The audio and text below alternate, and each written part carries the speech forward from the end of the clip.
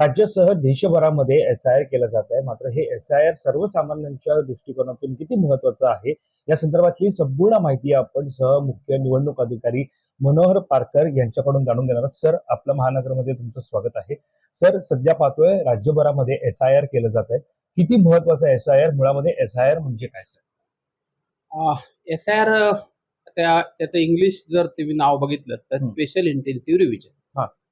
साध्या सोप्या भाषेत मराठीमध्ये म्हणतो विशेष सखोल पुनरीक्षण.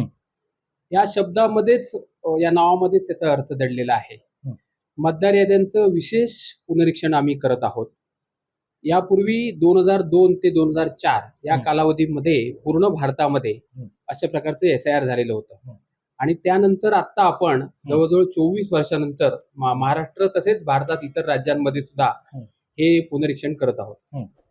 नॉर्मली काय झालंय की ह्या ज्या याद्या आत्ताच्या ज्या आपण मतदार याद्या विधानसभेच्या मतदार याद्या आहेत त्या एवढ्या 24 वर्ष जुन्या आहेत.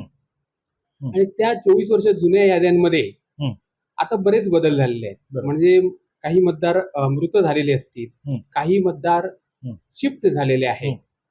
देशात जे नागरिकीकरण जे वाढलेलं आहे, शहरीकरण वाढलेलं आहे, त्याच्यामुळे इकडून दुसऱ्या शहरात, एका शहरातून दुसऱ्या शहरात, ग्रामीण भागातून शहरामध्ये, एका राज्यातून दुसऱ्या राज्यामध्ये अशा प्रकारे मोठ्या प्रमाणात मतदार शिफ्ट झालेले आहे.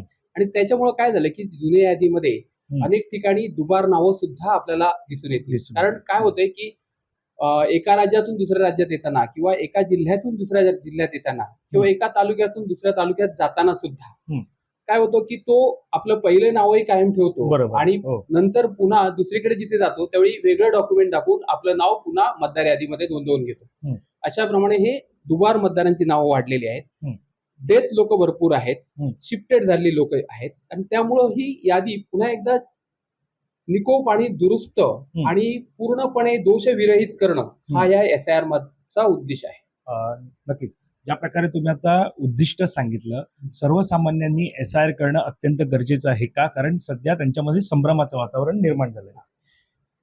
कसं आहे की मतदार यादीत जर आपलं नाव पाहिजे असेल, हवं असेल, तर एक गणना प्रपत्र किंवा गणना अर्ज आहे, तो आमचा मतदान केंद्रस्तरीय अधिकारी घेऊन जाणार आहे, घरी घेऊन जाणार आहे. म्हणजे आज ज्यांच्या मतदार यादीत नावं आहेत, आजच्या क्षणाला ज्यांची मतदार यादीमध्ये नावं आहेत, त्या सगळ्यांच्या नावे गणना प्रपत्र तयार होणार आहे. त्याला आपण इंग्लिशमध्ये इन्युमरेशन फॉर्म म्हणतो.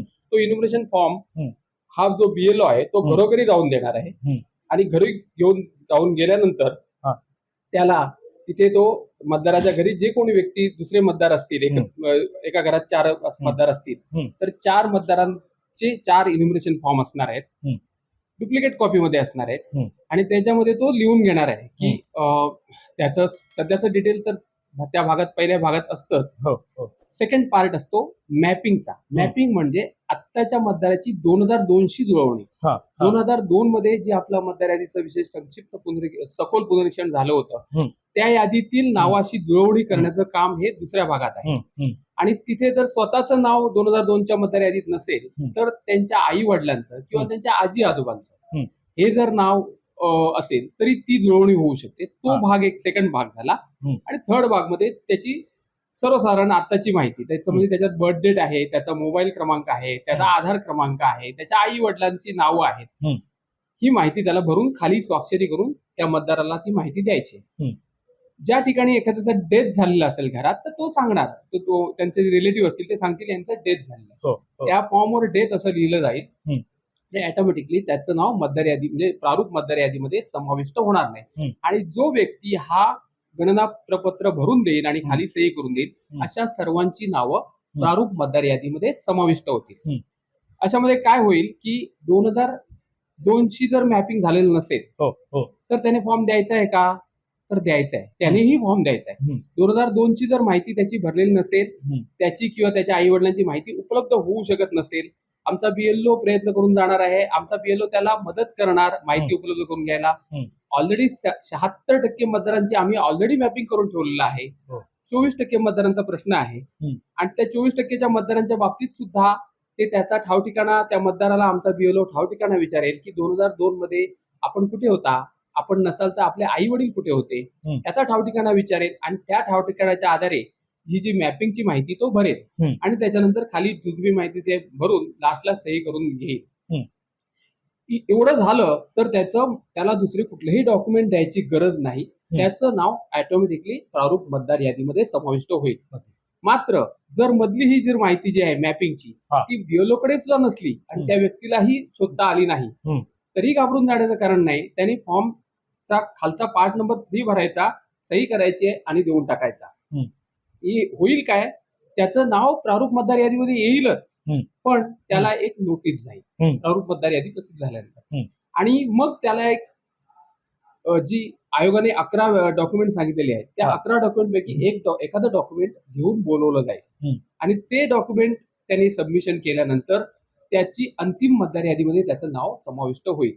त्यामुळं कोणत्याही पात्र मतदाराचं नाव या मतदार यादीतून जाणार नाही. पण याच्याबरोबर अजून एक गोष्ट निश्चित, जो कोणी अपात्र मतदार असेल 2002 पूर्वीचं काही सिद्ध करू शकणार नाही तर त्याचं नाव मात्र मतदार यादीमध्ये येणार नाही. अपात्र मतदारांचं नाव येणार नाही. पात्र सर्व मतदारांचं नाव मतदार यादीमध्ये अंतिम मतदार यादी जी 19 ऑक्टोबरला होईल त्याच्यामध्ये सर्व पात्र मतदारांची नावं ज्यांनी इन्युमरेशन फॉर्म भरून दिलेले आहेत, ज्यांनी मॅपिंगची माहिती नसेल तरी इतर काही 11 पैकी कुठलं तरी डॉक्युमेंट सबमिशन केलेलं आहे त्या सगळ्यांची नावं मतदार यादीमध्ये समाविष्ट. नक्कीच ज्या प्रकारे जुन्या मतदार याद्या आता रद्द होणार असं सुद्धा कळतंय, याच्यामुळे जे जुने मतदार त्याचा उल्लेख तुम्ही आता केला, स्पष्टीकरण सुद्धा दिलं, मात्र जर नव्याने हे फॉर्म भरले तर त्याच्यामध्ये निश्चित त्यांना फायदा असणार आहे. अगदीच, कारण जर नव्याने फॉर्म भरले तर मतदार यादीमध्ये त्यांची नावं येतील आणि त्यांचा मतदानाचा हक्क अबाधित राहील. महत्वाची मतदार यादी आम्ही कशासाठी तयार करतो तर सर्व प्रकारच्या निवडणुकांसाठी मतदार यादी ही प्रायोरिटी आहे आमची. आम्ही दुसऱ्या कुठल्याही प्रयोजनासाठी मतदार यादी नाही. त्याचा वापर जर कोणी शासकीय योजनेसाठी किंवा कशासाठी करत असेल तर त्या विभागाचा प्रश्न आहे. शासन नाही, हे कार्यालय मुख्य निवडणूक अधिकारी कार्यालय आहे आणि भारत निवडणूक आयोग च्या अंडर आम्ही काम करतो आणि भारत निवडणूक आयोगाची ज्या इलेक्शन्स आहेत, लोकसभा इलेक्शन्स, विधानसभा elections, Rajya Sabha elections, Vidhan Parishad elections, यासाठी मतदार याद्या लागतात. त्याचप्रमाणे स्थानिक प्राधिकारी संस्थांच्या ज्या निवडणुका राज्य निवडणूक आयोग घेतं, ज्याच्यामध्ये महानगरपालिका आहे, पंचायत समिती आहे, जिल्हा परिषद आहे, ग्रामपंचायत आहे, त्यासाठी सुद्धा आमच्याच मतदार याद्या ते वापरतात. या सर्व मतदार याद्यांसाठी सर्व मतदार यादीमध्ये आपलं नाव यावं आणि मतदार यादी अचूक असावी. मतदार यादीमध्ये दुहेरी मतदार असतात, म्हणजे दुबार मतदार असू नयेत नावं आणि त्याच्यामुळे जी प्रत्यक्षात त्यावेळी तक्रारी होतात त्या तक्रारी करण्यास वाव मिळू नये यासाठीच हे विशेष सखोल पुनरीक्षण. म्हणजे थोडक्यात समजून घ्यायचं तर जे दुहेरी मतदार आहेत ते, त्यानंतर जे मयत आहेत ते, यांची पुन्हा एकदा नव्या मतदार यादीमध्ये नोंदणी होऊ नये याच्यासाठी जुन्या याद्या रद्द करून नवीन मतदार यादी तयार केली जाते. अगदी बरोबर आहे. ज्या प्रकारे आपण पाहतो की सर आता जर 17 ऑगस्ट पर्यंत जी काय वाढीव तारीख या SIR साठी देण्यात आलेली आहे ती जर त्याच्यानंतर सुद्धा ज्यांनी SIR केलं नाही तर त्यांना पुढील 20 वर्ष नवीन यादी तयार होईपर्यंत वाट पाहावी लागणार आहे का? नाही, अशा प्रकारे आपल्याला स्टेटमेंट करता येणार नाही. कारण काय आहे की 8 ऑगस्ट पर्यंत इन्युमरेशनची कालावधी आहे आमचा. तो कशासाठी आहे? प्रारूप यादी तयार करण्यासाठी. आताच्या मतदारांना घरी जाऊन फॉर्म देणार, तो भरून द्यायचा आहे 8 ऑगस्ट पर्यंत आणि त्याच्यानंतर 17 ऑगस्टला आमची प्रारूप मतदार यादी प्रसिद्ध होते, म्हणजे ड्राफ्ट. त्याच्यानंतर पुढचा 1 महिन्याचा कालावधी आपल्याला मिळणार आहे, म्हणजे 17 ऑगस्ट ते 16 सप्टेंबर हा आताच्या वेळापत्रकाप्रमाणे 1 महिन्याचा कालावधी आहे. या कालावधीमध्ये ज्या लोकांची नावं या मतदार यादीत दिसत नसतील, प्रारूप मतदार यादीमध्ये दिसत नसतील आणि त्यांना वाटत असेल की मी आहे पात्र पण माझं नाव मतदार यादीमध्ये आलेलं नाही, किंवा जे नव मतदार आहेत जे 18 वर्ष त्यांची आता पूर्ण झालेली आहेत त्यांनाही आतापर्यंत संधी मिळाली नव्हती, कारण 2024 ते 26 या 2 वर्षाच्या कालावधीत SIR किंवा SSR काहीच झालं नव्हतं. त्याच्यामुळं हे जे 2 वर्षात 18 वर्ष पूर्ण झालेले व्यक्ती आहेत, नव मतदार आहेत, त्यांना ती संधी मिळाली नव्हती नव्याने आपलं मतदार यादीत नाव नोंदवायसाठी. 1 जुलै पर्यंतची डेडलाईन होती. 1 ऑक्टोबर होती त्यावेळी, 1 ऑक्टोबर 24 होती. त्याच्यानंतर कोणालाही संधी मिळाली नव्हती. आता अर्हता दिनांक झाली आहे 1 ऑक्टोबर 26. ऑटोमॅटिकली 2 वर्षातले जे मतदार आहेत आपले नव मतदार त्यांना आता ही संधी उपलब्ध होणार आहे. त्याचप्रमाणे प्रारूप यादीत ज्यांची नावं आली नाहीत पण पात्र आहेत असा त्यांचा दावा असेल त्यांनाही क्लेम सादर करण्यासाठी 1 महिन्याचा पुढचा कालावधी उपलब्ध होणार आहे 16 सप्टेंबर पर्यंत. हे झालं हे 16 सप्टेंबर पर्यंत ज्यांची नावं येतील त्या सगळ्यांच्या नावांवर निवडणूक निर्णय मतदार नोंदणी अधिकारी हम्म. प्रॉपर कागदपत्र तपासेल आणि निर्णय घेईल. आणि त्यांची नावं जर ते पात्र असतील तर अंतिम मतदार यादीमध्ये जी आमची 19 ऑक्टोबरला आत्ताच्या शेड्यूल प्रमाणे 19 ऑक्टोबरला आमची अंतिम मतदार यादी प्रसिद्ध होणार आहे. त्या अंतिम मतदार यादीत त्यांची नावं येऊ शकतील. पण तेवढ्यावरच थांबतो का आपण? नाही. ही अंतिम मतदार यादी असली तरी अंतिम मतदार यादीनंतर सुद्धा मतदार यादीमध्ये नाव ऍड करणं, नाव डिलीट करणं किंवा नावामध्ये काही सुधारणा करणं याबाबतची प्रक्रिया ही वर्षभर चालू राहते. त्याला आपण कंटिन्युअस अपडेशन म्हणतो. कायद्यामधली तरतूद आहे. पुढची ही अपडेट अंतिम मतदार यादी झाल्यानंतर सुद्धा कायद्यामधली तरतूद अशी आहे की यादीमध्ये नाव नमूद करणं, नाव वगळणं एखादं, आणि नावातून काही करेक्शन करणं, सुधारणा करणं, पत्ता एखाद्याचा बदलला असेल, फोटो एखाद्याला चेंज करायचा असेल, नावामध्ये काही बदल झाला असेल, या सगळ्या गोष्टी करण्यासाठी वर्षभर आमची निरंतर अद्यतन म्हणतो त्यांना कंटिन्युअस अपडेशन प्रोसेस चालू असते. आणि ही कधीपर्यंत चालू राहते? प्रत्येक निवडणुकीच्या लास्ट डेट ऑफ नॉमिनेशन्स म्हणजे उमेदवारी अर्ज भरण्याच्या अंतिम दिनांकापर्यंत या मतदार याद्यांमध्ये बदल करता येतो.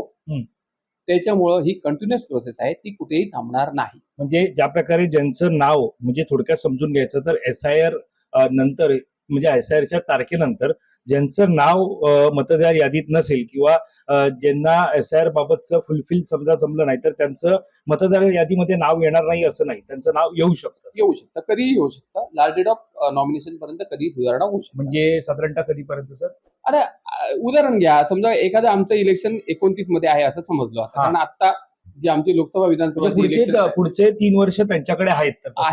नक्कीच, अगदी नक्कीच. तर ज्या प्रकारे सर आणखी सुद्धा प्रश्न असा निर्माण होतोय की या सगळ्यामध्ये SIR मधून जर ज्याची नोंदणी झाली नाही, एखाद्या मतदार यादीमध्ये एखाद्याचं नाव नाही आलं तर त्याला रेशन योजना असेल, महिला कल्याण योजना असेल, समाज कल्याण योजना असेल आणि इतर योजना असेल, तर त्याच्यासाठी त्या योजना बंद होणार का? बघा, आम्ही एक लिमिटेड तुम्हाला मी उत्तर देऊ शकतो. आमची मतदार यादी तयार करतोचा उद्देश आमचा मी तुम्हाला पहिल्यांदाच सांगितलं की निकोप आणि निर्दोष मतदार यादी तयार करणं. आणि मतदार यादीचा मूळ उद्देश आमचा जो आहे तो मतदारांसाठी मतदान करण्यासाठी, बरोबर, मतदान करण्यासाठी. आमच्या मतदार यादीत जर ज्याचं नाव असेल त्यालाच मतदान करता येतं. आता त्या मतदार यादीची दुसऱ्या योजनेशी सांगड घालावी किंवा कसं याबाबत मी कॉमेंट्स करणं योग्य ठरणार नाही. शासन म्हणून काय निर्णय घ्यायचा असतो तो त्यांचा निर्णय आहे. ऍज अ मुख्य निवडणूक अधिकारी कार्यालयातील अधिकारी म्हणून एवढंच सांगू शकतो की ही जी मतदार यादी आहे ती आमच्या कामासाठी आम्ही तयार केलेली आहे. नक्कीच सर. आता हे जी नवीन यादीमध्ये जे नाव समाविष्ट होणार आहे ते आता आधार कार्ड आणि मतदार कार्ड योजनांशी जोडलं जाणार आहे, त्याबाबत काय सांगायचं? अजून एक आपल्याला माहिती असेल की आधार नंबर आम्ही घेतो पण कंपल्सरी नाहीये. आयोगाने सुद्धा तो कंपल्सरी केलेला नाही, ऐच्छिक आहे. पण सुप्रीम कोर्टामध्ये सुद्धा म्हटलेलं आहे की आधार कार्ड हा ऐच्छिक असला पाहिजे आणि त्याच्यावर कुठलाही कायदा जोपर्यंत होत नाही तोपर्यंत आधार आणि मतदार यादीशी लिंकचं कुठल्याही डायरेक्शन कमिशनच्या नाहीत, आयोगाच्या नाहीत, भारत निवडणूक आयोगाच्या. फक्त आम्ही माहिती घेतो आधार कार्डाची की जर आधार असेल तर आमची सुद्धा लॉग इन करताना सुद्धा आधार नंबर विचारला जातो वगैरे. ऑनलाईन पद्धतीने फायदा होऊ शकतो. मोबाईल क्रमांक असेल तर आपण या मतदार यादीमध्ये काही सुधारणा आपल्याला पुढे करायच्या असतील तर ऑनलाईन पद्धतीने फॉर्म तुम्ही भरू शकता. त्याच्यासाठी बऱ्याच वेळा मोबाईल क्रमांक वगैरे या गोष्टी लागतात. त्यामुळे आधार आहे काही आमच्या दृष्टीने कंपल्सरी केलेलं नाही. नक्की सर. अगदी शेवटचा प्रश्न माझा की या सगळ्यामध्ये महत्वाचं ते म्हणजे जर आता मतदार यादीमध्ये नाव नसेल तर ज्या प्रकारे आपला युवकांसाठी अत्यंत महत्वाचा आहे प्रश्न की पुढची 3 वर्ष आता 2029 पर्यंत निवडणूक नाहीये, 2029 ला निवडणूक असणार आहे. पुढच्या 3 वर्षामध्ये अनेक जण आहेत जे पुढच्या 2 महिन्यांनी असतील, 2 वर्षांनी असतील, जे नवे मतदार असणार आहेत त्यांच्यासाठी कशा प्रकारे सुविधा असणार आहे. आणि आता जर SIR ची ही शेवटची तारीख असेल तर याच्यानंतर जर एखादा पुढे जर त्याला मतदार यादीमध्ये आपलं नाव नोंदवायचं असेल तर त्याला पर्याय उपलब्ध असणार का आणि त्याला साधारणतः याच्यामधून कशा प्रकारे त्याला फायदा हा मिळू शकतो सर? याच्यामध्ये एवढंच सांगतो की मी पहिल्यांदाच सांगितल्याप्रमाणे नव मतदारांना आता संधी उपलब्ध होणार आहे या तारखेनंतर 17 ऑगस्ट नंतर. म्हणजे आताची नियोजित जी डेट आहे ती 17 ऑगस्ट आहे. 17 ऑगस्ट 2026 या तारखेला आमची ड्राफ्ट पब्लिकेशनची नियोजित डेट आहे. आता कामकाज कसं असतं पुढे शेड्यूल एक्सटेन्शन मिळेल की नाही आता नाही सांगतात आहे. हा. आताच्या घडीला 17 ऑगस्ट अशी डेट आहे. 17 ऑगस्टला आमची प्रारूप यादी प्रसिद्ध केल्यानंतर यांना नव मतदार आहेत हा. त्यांना ही सुवर्ण संधी उपलब्ध होणार आहे की त्यांची नावं मतदार यादीमध्ये समाविष्ट करू शकतील. आणि त्याच्यानंतर काय होतं की या मतदार यादी आज क्वालिफाईंग डेट दिली आहे त्यांनी 1/10/2026. पण क्वार्टरली क्वालिफाईंग डेट मिळत जातात. त्याच्यानंतर एखादी SIR झालं म्हणजे आता SIR किंवा मग SSR जो असतं कधी कधी म्हणजे विशेष संक्षिप्त पुनरीक्षण असतं ते जवळजवळ दरवर्षी असतं. पण आता हे होते ते विशेष सखोल पुनरीक्षण. विशेष सखोल पुनरीक्षण झाल्यानंतर प्रत्येक क्वार्टरली 3 महिन्यानंतर आज जी 1/10 आहे त्याच्यानंतर 1/1/27, 1 एप्रिल 27, 1 जुलै 27, 1 ऑक्टोबर 27 अशा 4 क्वालिफाईंग डेट आपल्याला उपलब्ध होतील. म्हणजे जर तो एखादा व्यक्ती 1 जानेवारी 27 ला 18 वर्ष पूर्ण होत असतील बरोबर किंवा त्याच्यानंतर पुढच्या क्वार्टरला होत असेल तर त्याप्रमाणे त्याला ते त्याच्या वयाची 18 वर्ष पूर्ण झाल्यानंतर ऑनलाईन पद्धतीने किंवा ऑफलाईन पद्धतीने, ऑनलाईन तर इझी सिस्टीम आहे. ECI नेट नावाचं आमचे ऍप आहे किंवा वोटर पोर्टल म्हणून आमचं एक संकेतस्थळ आहे ECI इलेक्शन कमिशन ऑफ इंडियाचं. या दोन्ही ठिकाणी जाऊन हे जे वोटर पोर्टल आहे voters.eci.gov.in किंवा वोटर पोर्टल एवढं जर नुसतं टाईप केलं तरी ते हे संकेतस्थळ उपलब्ध होऊ शकतं. आणि संकेतस्थळावर तुम्हाला फॉर्म 6 नवीन वोटरसाठी फॉर्म 6 भरायचा आहे. एखाद्याचं नाव डिलीट करण्यासाठी फॉर्म 7 आहे आणि करेक्शन करून घ्यायचे असतील तर फॉर्म 8 आहे. या सगळ्या सुविधा आपल्याला ऑनलाईन पद्धतीने उपलब्ध असणार आहेत. नवीन मतदार याचा चांगला फायदा घेऊ शकतात आणि कधीही याच्या ही मतदार यादी पब्लिश झाल्यानंतरही केव्हाही ते आपलं नाव मतदार यादीमध्ये समाविष्ट करू शकतात. नवीन मतदारांसाठी ही सुविधा उपलब्ध असणार आहे. आणि थोडक्यात समजून घ्यायचं तर SIR जे सध्या नागरिक भारतामध्ये आहेत ज्यांच्या जुन्या मतदार यादीमध्ये त्यांची नावं होती, मात्र जे मयत असतील किंवा दुबार नावं येत असतील ती थांबवण्यासाठी, त्याला आळा घालण्यासाठी SIR जे आहे ते सुरू आहे संपूर्ण देशभरामध्ये. त्याच्या माध्यमातून SIR पूर्ण झाल्यानंतर जे नवे मतदार असतील त्यांना नवीनरित्या मतदार यादीमध्ये त्यांचं नाव नोंदवता येईल. आणि ज्या काही योजना असतील साधारणतः ज्या काय सांगितलं जातं, जसं तुम्ही आता म्हणालात की केवळ यादी तयार करण्यापुरतं हे SIR आहे, मात्र ज्या काही योजना असतील त्याच्यामध्ये त्यांना पूर्णपणे लाभ मिळू शकतो. नाही, लाभाच्या बाबतीत मी दुसऱ्या योजनांचं मी काही बोलू शकत नाही, कारण शासन म्हणून काही डिसिजन घेत असतील तर शासनाचा निर्णय आहे की कशाशी काय लिंक करावं. मी माझ्या बाबतीत एवढं सांगू शकतो, या मतदार यादीत नाव आल्या कारणाने तुम्हाला मतदानाचा हक्क तुमचा शाबित राहील. आणि प्रत्येक निवडणुकांकरता, ज्या लोकल पातळीच्या निवडणुकापासून आता आमच्या लोकसभेच्या निवडणुकांपर्यंत प्रत्येक निवडणुकीला तुम्ही मतदान करण्यापासून तुम्हाला बाधा येणार नाही, एवढंच मी सांगू शकतो. नक्कीच सर, धन्यवाद आमच्याशी बातचीत केल्यासंदर्भात. तर आपण पाहतोय की SIR किती महत्वाचं आहे आणि SIR जर केलं नाही तर त्याचं नुकसान काय आहे. आणि साधारणतः युवा मतदार आहेत किंवा जे नवीन नोंदणीचे जे मतदार येणार आहेत त्यांच्यासाठी सुविधा कशा प्रकारे या SIRच्या अंतिम तारखेनंतर उपलब्ध होऊ शकतात या संदर्भातली अधिकची माहिती सहमुख्य निवडणूक अधिकारी मनोहर पारकर सर यांनी आपल्याशी बातचीत करताना दिली आहे. या संदर्भातली अधिकची माहिती जाणून घेण्यासाठी तुम्ही आपलं महानगर लाईव्हला सबस्क्राईब करायला विसरू नका. धन्यवाद.